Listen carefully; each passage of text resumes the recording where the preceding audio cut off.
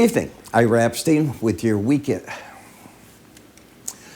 Good evening. Ira Epstein, and here you are with your financial market update. And this update is for Monday, the 17th of June, 2024, and we're at about 6:10 p.m. Central Time. So it's another day where the stock market took off to the upside. As usual, the culprits were anything to do with AI, all right? Not everyone keeps going up, but that is what's carrying the market. We have some more information. In fact, why don't we go to the info and see what we've got? I'm going to start you off with this part of the info. My sale ends tomorrow, and it doesn't go to midnight necessarily. So if you're serious about going into iraepstein.com and getting to see the morning videos and getting our QT platforms and everything, this is the way to do it. iraepstein.com. The prices are right here. Futures only video will be $398 for 30 days, $448 for the spider and the combo, $845. If you think about it in this term, if you go to Starbucks to get a latte, an iced latte, it's more money than that. Add in the tip and it's for sure there. So how do you get it?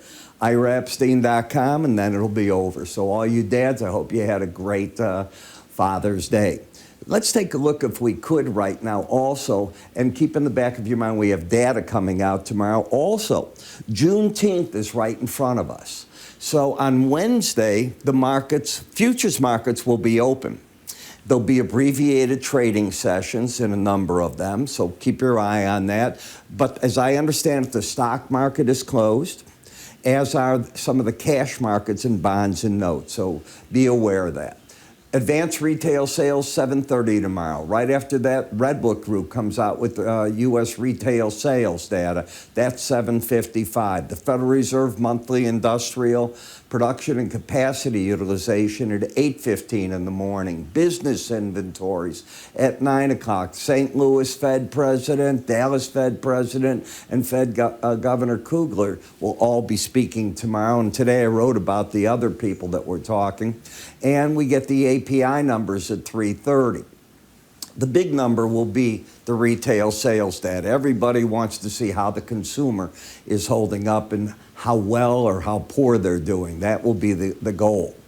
Energy prices back up. So the Saudis did accomplish what they needed to. They straightened out what the market thought, because it was a real bad conference that they had, meeting in terms of telling us what was going on. All that people heard was they're going to bring back oil onto the market, and once they stated very clearly conditions warranting, change the game. Bonds and notes fairly stable here. They did add a bit of yield back today, back up, 427, near 4.3 in the 10-year. If you look at the metals, they were all down, so this bounce tonight is nice for those that are looking like I am for the possibility of the market having overdone it now.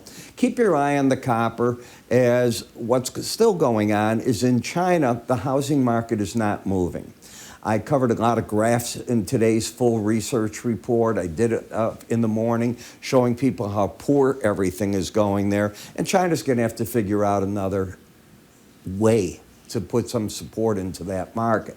The dollar down today a little bit against the euro, but now tonight, I don't think you're going to go very far. I don't think people want to take a lot of positions on right in front of the retail sales number. And with Juneteenth coming, some traders don't even want to get involved until maybe Thursday. We'll see. But those are the ways they're going to go, in my opinion. When you look at the S&P, again, this is a tale of two markets. To do with AI, you're on fire. To not do with it depends on the business you're in, all right? Very, very important. And that's what you're looking at. Now, I read today an interesting article in Seeking Alpha about the value of NVIDIA. And I'm probably going to send it to my subscribers. They should read it. It's just a way to measure the value at the current price level as to where it's at. I can tell you that the article sums it up that a better value would be about a third lower. That does not mean it's going there, because they say it correctly. What you're in NVIDIA and the others is called a momentum trade. And until it's over, it ain't over. It's that simple. Everybody thinks they missed out. There will be a number. Remember how Tesla, and they made a point of this, which was great. soared and everybody going, this is the greatest stock of all time. And then between the splits, NVIDIA just did one, between new valuations, that will eventually happen, things came back down to earth. I think you'd agree with that. So now, where are you? And that's what I liked about this article. It was well done and it explained it. It certainly isn't moving me to tell my clients to come out of the core positions that we have in the SPDR ETF, but it certainly is a spot, in my opinion, not to be adding new positions. When you look at this market, I got to stop right here. And remember, last week, I told you have an inverted head and shoulder formation. And it was right here, shoulder, shoulder, head. And I said, you flip it over, so you got about 180 points here. I'm just giving you an approximate. So I add 180 to 5384, and I get a number that's around the 5550 level, okay? So that would be the potential of where this can go if it continues with the pattern. And we take a look, all right, so here you are at 54.54, and you can see what you're doing as you come up. You're not too far away now, that's my point. And this pattern has worked out and carried the market. So you want to pay attention to patterns. If you don't see this and understand it, you can go to our website at iraepstein.com. By the way, under free offers in our futures trading kit, I have all the patterns explained in there for you as well. When you come to the S&P, when you just put on the swing line now, because this changes how it looks without having it, you certainly have the pattern of higher lows, higher highs. That is an uptrend. You've been staying recently for about 2 weeks now. You came back, fought a battle at the 18-day average, almost every day hitting it. Then you've decided to move out, or the market decided to move itself up and out. The fact that there's no moving averages above the market means I go looking for the Bollinger Band for where the resistance is. And for the past 5 days, we've been running and hitting it, not staying over it, pulling back within it, and that's very powerful while you have an embedded reading. Again, the enhanced course on Bollinger Bands teaches you this, and once it's locked in, the odds are the market's going to go, but it's not going to run dramatically over the Bollinger Band. It can happen, but it's very rare, and especially when you don't have a super narrow pattern that it's just breaking out of. This market's been in a running pattern. The same identical pattern exists in the NASDAQ. Embedded reading, got up to the Bollinger Band, you get over it, you pull back. It's back and forth action consistently. The Gorilla Glue trade, remember I talk about that every now and then. It's when you hit the band and every day after 3 times, you just keep hitting it. What it does is it captures the bear. And when it captures them, generally it's accompanied by higher highs almost every day, and they get these guys caught in their stops or option positions, and they got to keep rolling them, and it keeps driving the market with it. When you come to the Dow, that's not where you're at. You're in a market that had a market fight. The question is it going to stay under the 18-day average of closes? The pattern, as I see it, is trying to come out of that, but I don't think there's a lot of upside. I think it's going to be contained by the 100-day average and the upper Bollinger Bands, those two numbers. Do I think you can bounce here? Absolutely. The weakest of them all is the Russell, and I told clients I expected short covering, and I had them act on that in the marketplace off the weekly charts, and we told them come out of half your position, and now don't let this market get into you for any money. You could even take off the rest as far as I'm concerned.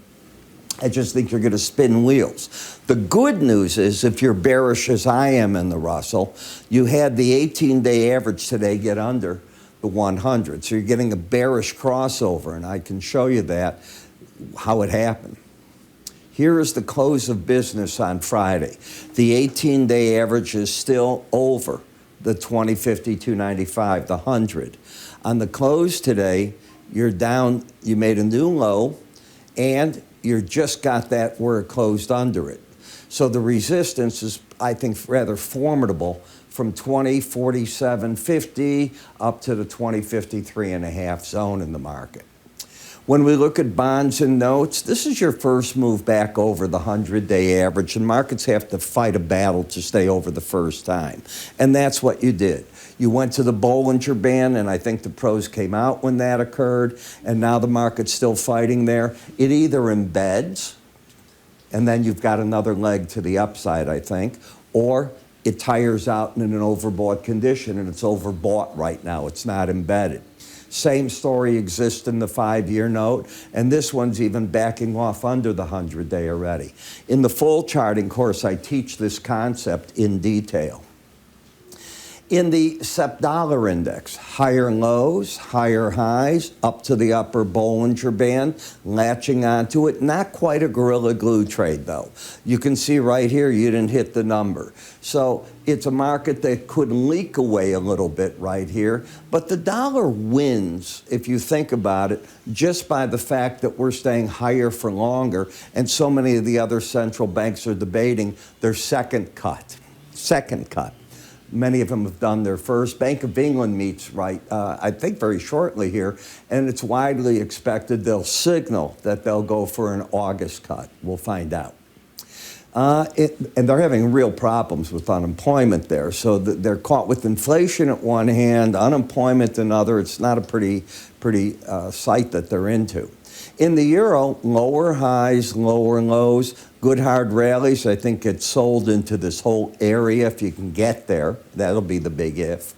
In the British pound, as I said, higher high, lower low. And I mention all this on it because you hit the Bollinger Band. It's often where the market stops. And then you get a bounce away from that, especially the first time you hit it and you're not embedded, which is exactly the case right here.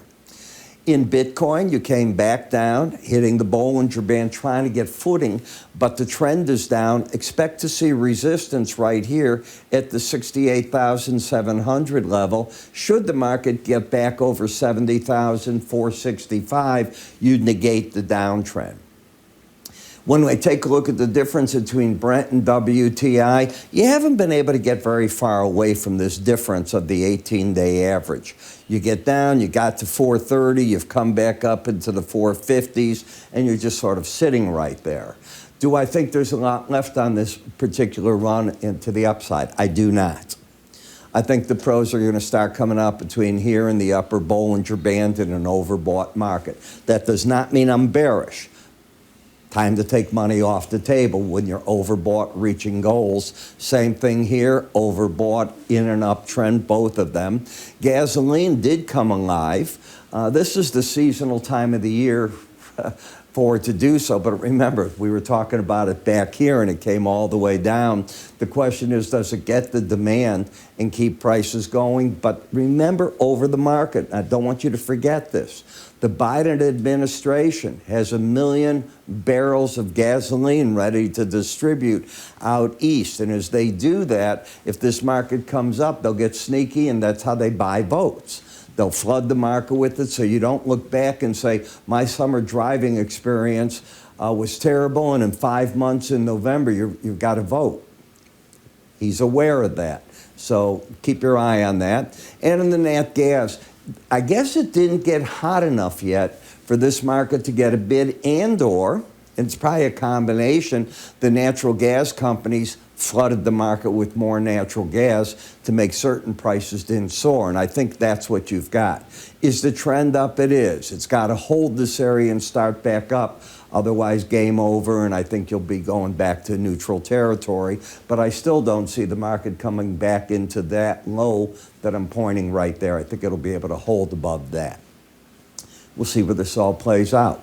So again, just want to remind you that the sale comes to an end right now, the Father's Day sale. Happy Father's Day, IraEpstein.com, or the icon here, and you go into the research section. Everything you want's right there. I'll see you tomorrow. You have yourself a great evening.